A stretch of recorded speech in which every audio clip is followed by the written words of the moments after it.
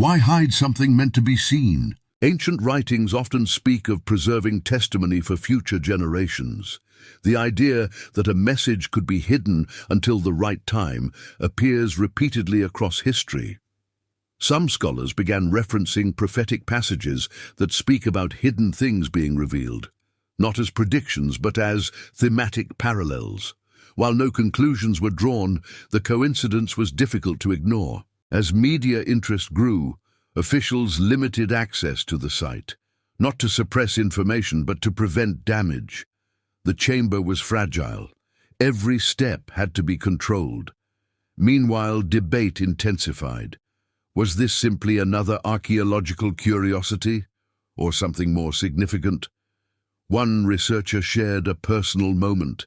Standing in the dim light of the chamber, he noticed how sound behaved differently. The enclosed space amplified even the smallest movement.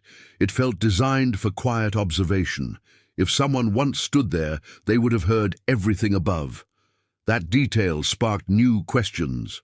Could this chamber have been used to observe events happening at ground level? And if so, which events?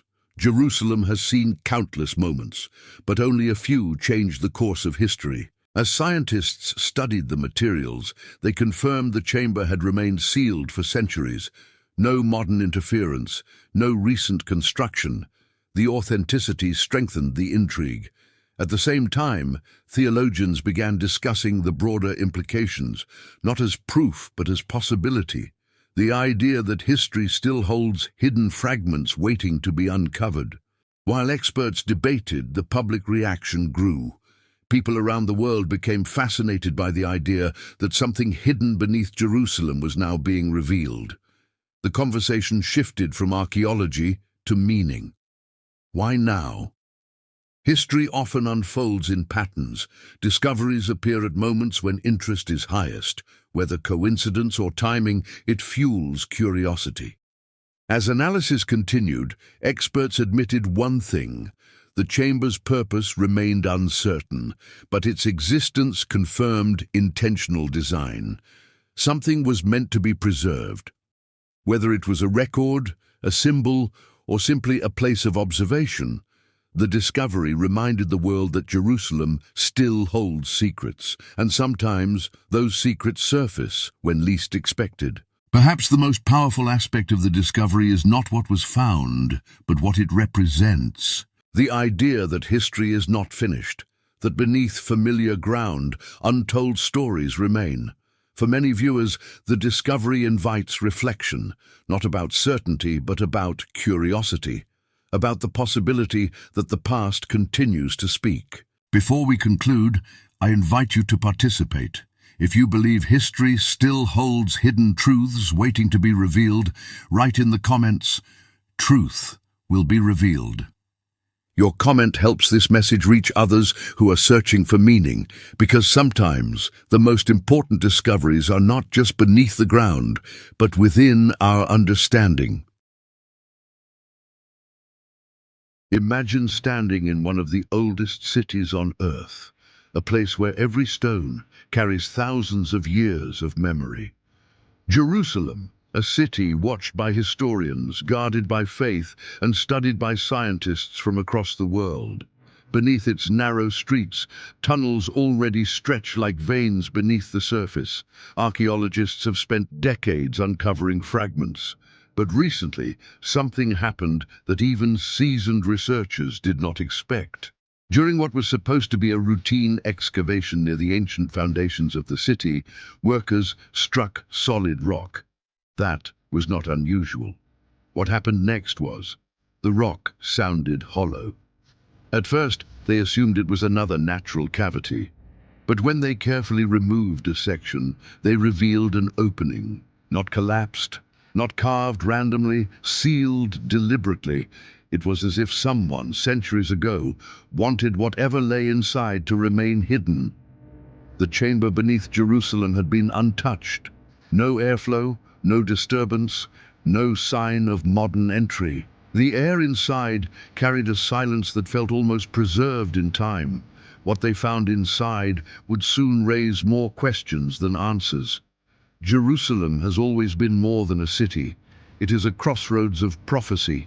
Kings ruled here, empires fought here, and according to ancient texts, events took place here that shaped the spiritual beliefs of billions. When archaeologists entered the chamber, they discovered markings etched into the walls.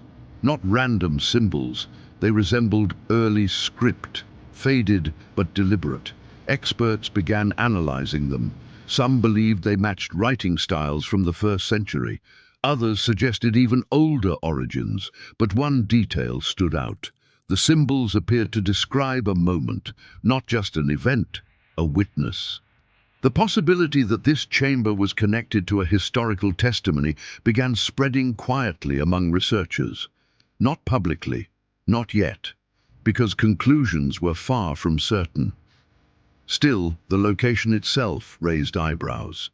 The chamber sat beneath layers connected to the period surrounding Roman occupation, a time when Jerusalem was under tension, a time recorded extensively in both history and scripture.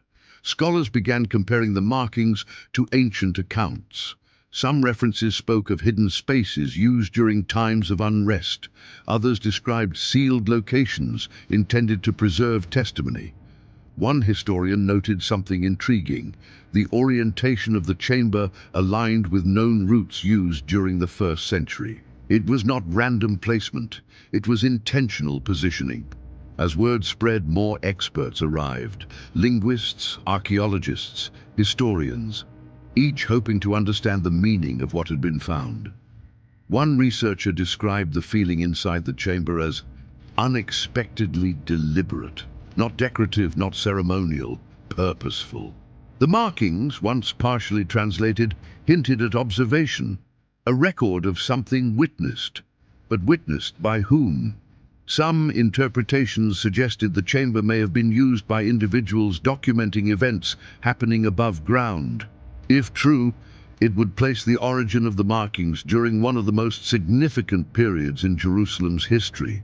That idea alone created waves of speculation, because Jerusalem in the 1st century was the stage for events that would later be written about. As analysis continued, another discovery emerged. Near one corner of the chamber lay a carved indentation, not decorative. It appeared functional, perhaps used to hold an object, but the object itself was missing. Had something been removed long ago, or had it never been placed there? The mystery deepened. One of the archaeologists described standing inside the chamber and realizing how carefully it had been sealed. Whoever closed it wanted it preserved, protected, hidden.